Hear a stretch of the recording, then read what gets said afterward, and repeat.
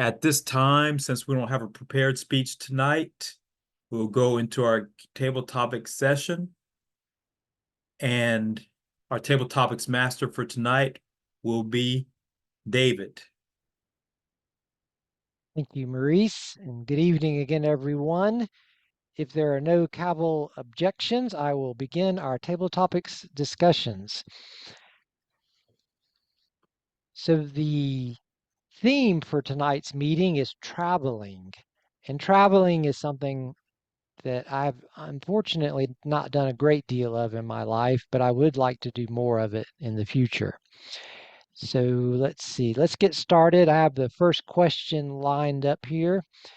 The first question, and I'll ask the question and see if anyone wants to volunteer to take it. And if not, I can pick someone.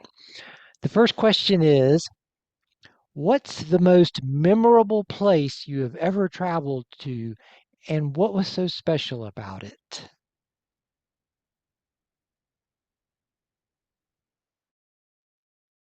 I'll take that one. Oh, did someone raise their hand? Go Oh, go ahead, ahead. Olivia. Go ahead. Okay. What was the most memorable place I've ever traveled to, and what was so special about it? Good evening, Toastmasters and honored guests. My question this evening is one that was very easy, or is very easy for me to answer. And I have been to quite a few places, and I've even had a few opportunities to travel outside of the country. But the most memorable that I have been to was Quebec in Canada. I stayed in Montreal. I was training there for quite a few weeks, and it was in the fall, and the changing of the leaves was magnificent. This country is huge on, or province, shall I say, is huge on recycling, and you can taste it in the food. Everything just seems so fresh. They do a lot of their own gardening. There were apple orchards and lettuce gardens everywhere. Some of the restaurants even had their own garden out back. So when you would order a salad, they would truly be a freshly picked salad out of their garden in the back of the restaurant. And that was just phenomenal. I felt the air was clean, it was crisp, it was beautiful, and just to see all the leaves and the environment was just pleasant overall. And I think it was a place that I will never forget. So much so that the flower for Quebec is a magnolia. And I went to about three different places and just couldn't get it done because I wanted a little tiny magnolia tattoo just to represent my time that I was there. That was a beautiful place, a beautiful time of the year. I was there for September and October, and I recommend it to anybody. A great vacation place. And I also spent a lot of time, even though this is a French province, salsa dancing is one of their big time events. And so I hadn't done salsa dancing in a long time. So while I was there, I took some classes and I went salsa dancing two or three times a week. It was phenomenal. I learned the bachata and two or three other Latin dances, and it was a phenomenal time. That is my answer for the question. Back to you, Table Topics Master David. Thank you, Olivia, and thank you for that answer. I've never been to Canada, but I would love to go there one day. And I love the idea of restaurants having their own little gardens out back to get their vegetables from. That's something I've thought about here. It's like all of my neighbors, we all have just regular grass yards, and we should have little gardens, and that would Mhm. it would be a really cool thing. So thank you. And the next question's a little different. Imagine you have a time machine, a time machine. Which historical era or event would you like to visit and why?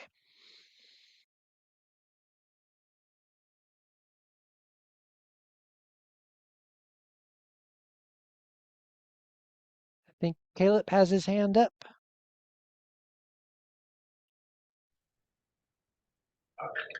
Thank you, David. The question that I was asked was, if I had a time machine, where would I travel and why? When I was young, one of my favorite books that I read was The Time Machine, believed by H.G. Wells. And in that book, the titular time traveler who built his time machine first, I believe in the order of the books, travels to the past and then travels to the future, well, extremely far ahead, and explores what becomes of humankind at that point. And he makes a lot of discoveries, and it's really just a commentary on society and politics at that time and what the author thought society would become. But that book really stuck with me, especially because at the end, I believe he goes to the very end of the world where the planet is basically a barren rock. And those ideas of just being able to move flexibly through time still resonates with me. So if I had the choice, I would go to the exact opposite extremes. I would go to the very beginning and hopefully not be immediately annihilated. And I would go as far out into the distance as I possibly could. As you all know, I'm a scientist. I don't know what we have predictions about the models of the universe, whether things go one way or another, if it will just keep expanding out forever. And I'd like to see. I want to know what happens. But unfortunately, to my knowledge, we never will. And that is my answer. Back to you, David. Thank you, Caleb. Yeah, I love the idea of just it going extreme one way or the other, especially into the future, because I love watching documentaries, and so I've read or listened to all of them about dark energy and just how we just don't know. I mean, we have some ideas, but we don't know, and that's the age-old question. But for me, my one word answer to that question would be dinosaurs. I want to go back and see dinosaurs. Love Jurassic Park, the movie. Thank you again. Moving on to our third question. Share a memorable travel mishap, something that just went wrong on a travel adventure, and what did you learn from that? A travel mishap. And Donovan has his hands up. Yes, thank you, David. My question that was proposed was, what was one of the travel mishaps? It was actually kind of funny. So we were going up to Chicago to go to my uncle's funeral, and on the way back, what happened was that we flew out of Chicago and went to Atlanta, and we weren't working because of the flight. So what happened was, like, Atlanta's like a very big airport and have multiple concourses, and they have a train that goes through concourse to concourse. So what happened was that we were just running to try and catch our own flight back to Mobile. And what happened was that we were going really fast, and we went to the train, and my dad was helping someone out of the train, and what happened was that the doors closed on my dad, and my dad told my mom and my sister, just go, don't look back, just go. And I was outside of the train just waiting on my dad, and it took a while until we came back. And then what happened was my mom and my sister was running, and they were this close of getting to the gate. And what happened was right when they were running, the gatekeeper, I don't know what they're called, but saw them, but then he closed the gate on them. Like they couldn't get to their flight at all because because it was closed. Because they closed it right when I saw them. So it was very frustrating.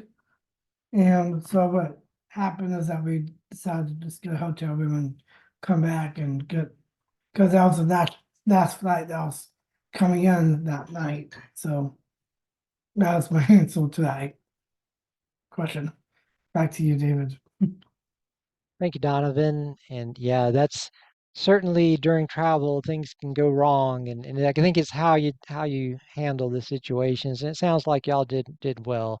Just regroup and spend the night, an extra night, and move on the next day. I'll just share quickly the one travel mishap sort of for me was when I traveled to Japan with Carrie back in 2018, and we were going through I was going through international customs because she's a Japanese citizen, so I was by myself, and they were going through my briefcase, and is a cute Japanese lady that was a customs official, and she pulled out a bottle of Metamucil, which if you know what that is, a fiber laxative because I'm traveling, and she didn't know what it was, and I had to explain to her what that was, and that was somewhat embarrassing, and because we were having communication issues, but finally she got it, and she's like, oh, okay, it's okay. But thank you again for that answer, Donovan. And moving on, this is somewhat related question. How do you cope with things like jet lag or culture shock if you're in a different country, or even homesickness if you're traveling for an extended period of time? How do you cope with things like that?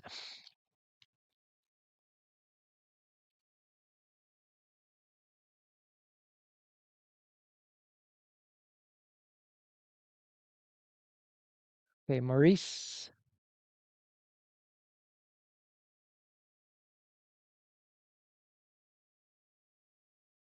Maurice is trying to unmute. There he is. Yes. Fellow Toastmasters and honored guest, how do I deal with things such as jet lag or homesickness or anything where I have to cavil over travel?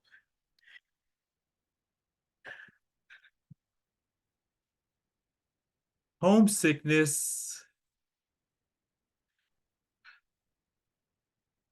I don't know if I had to deal with deep homesickness, but one of my solutions was just to make the best of the time that I was away from home at the time, whether it was through homesickness or whether I just didn't want to be where I traveled. Just let the time pass, do what I have to do during that time, and then that time will pass, and then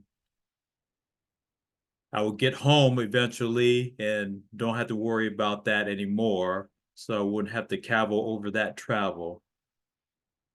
And that is my answer to that question. Back to you, Topics Master. Thank you, Maurice. And you should get bonus points for rhyming the word of the day. That's awesome. And yeah, homesickness can definitely be something. So the next question is, what is the most daring thing you've done while exploring a new place?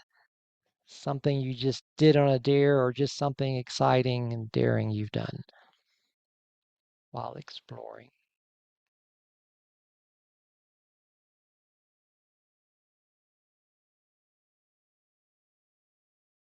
Anybody? Go ahead, Caleb.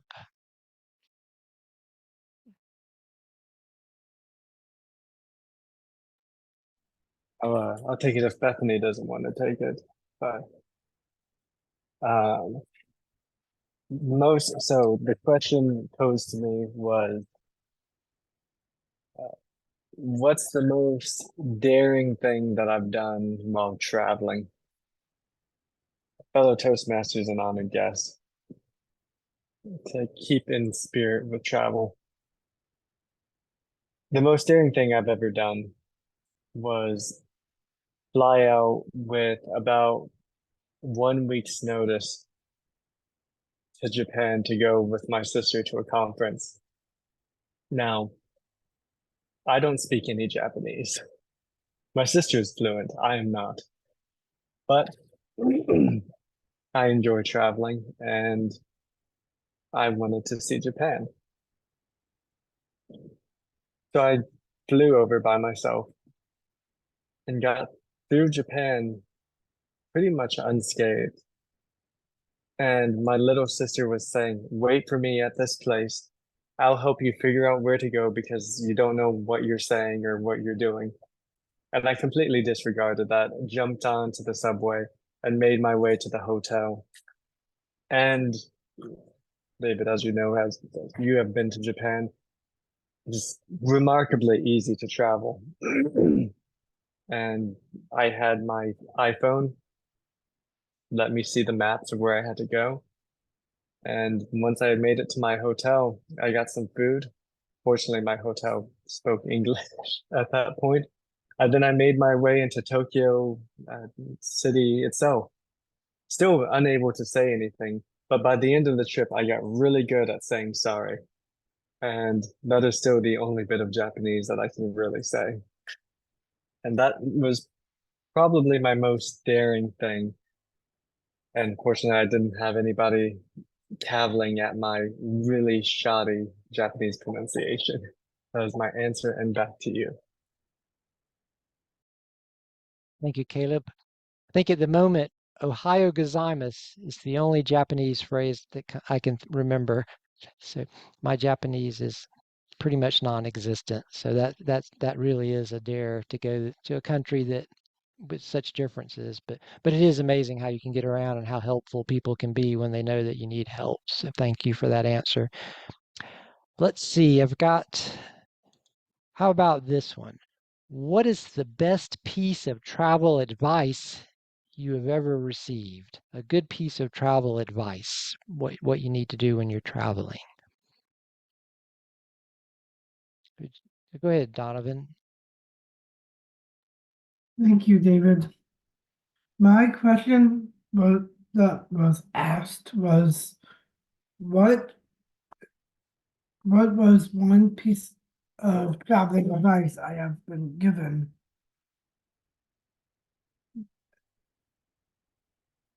I have multiple siblings, and one of my siblings that told me that you want to travel to places like Chicago and Omaha in the right season, because by traveling in Chicago in the months of January and February, it'll be so cold and always snowing. So you don't want to go when it's that cold outside. You want to go when it's nice outside, not ice outside.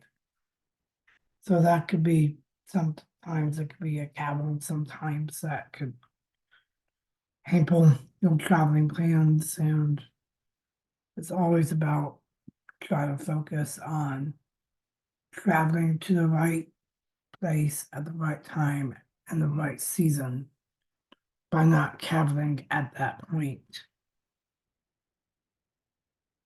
That is one piece of advice that I have been given.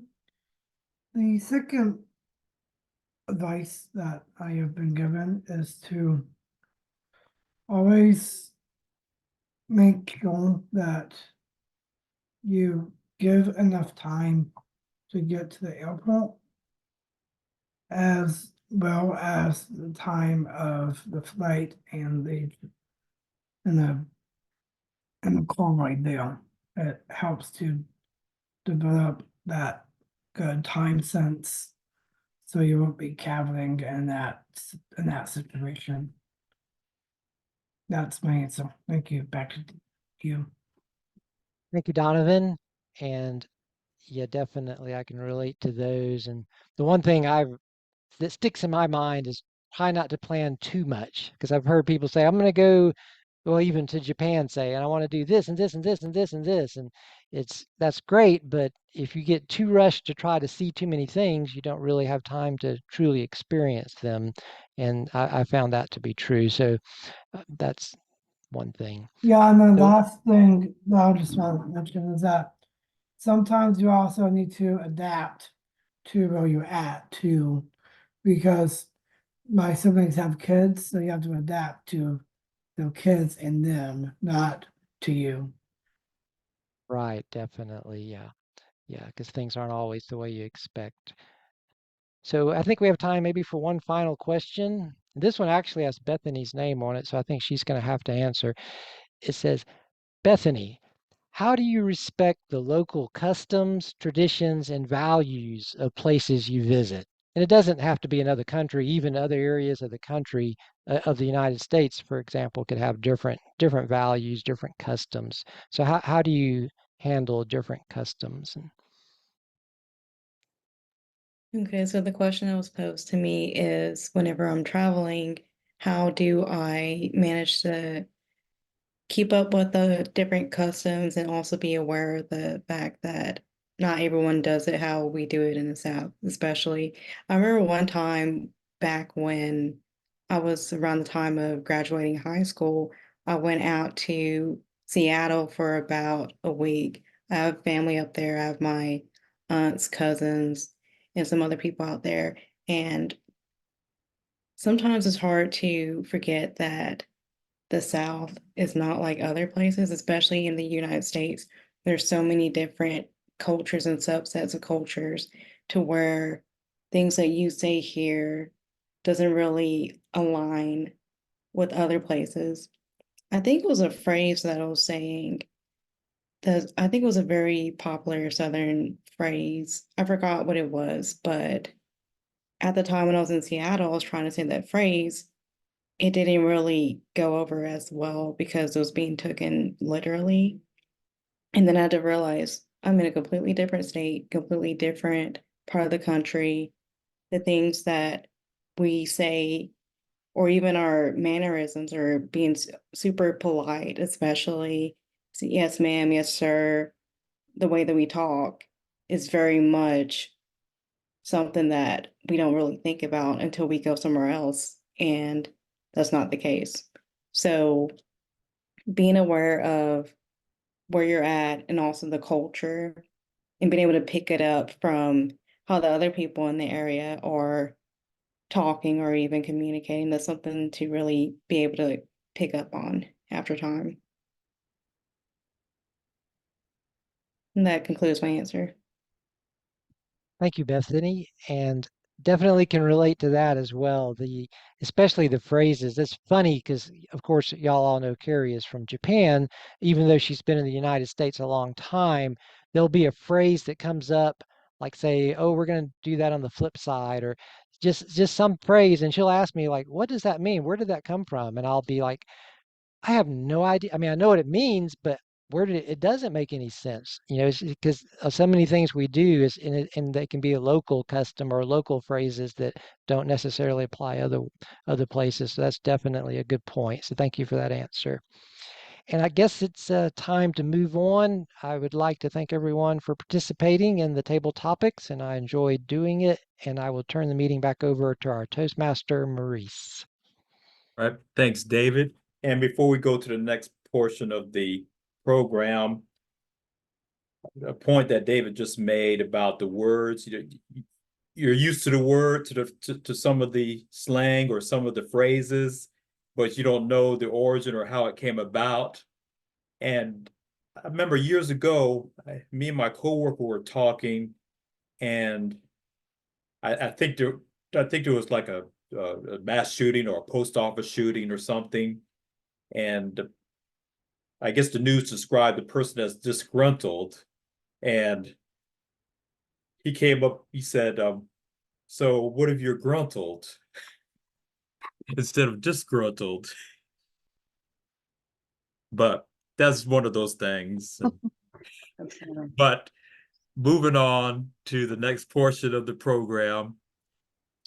I was going to say real quickly before you move on, Maurice, that I have been writing this speech for almost a year now. The origin of slangs or phrases that we take for granted that we use every day and don't know where they come from. So you guys are going to force me to go ahead and finish that speech. I have it almost done. I just want to add a few more touches to it, and I'm going to present it because I've always been mesmerized by why we say the things we say and where we get it from.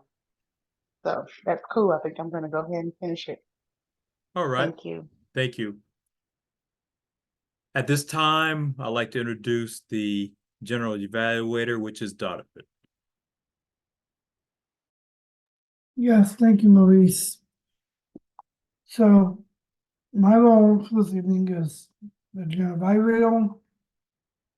We start around 6:30 by getting together. We had a 5-minute recess, and then we started around 6:30, 6:25. Right now it's 7:10. I felt that the meeting as a whole went well. And I thought that the the table topic section was developed pretty well with the questions and hearing the different answers to the different questions that's been given.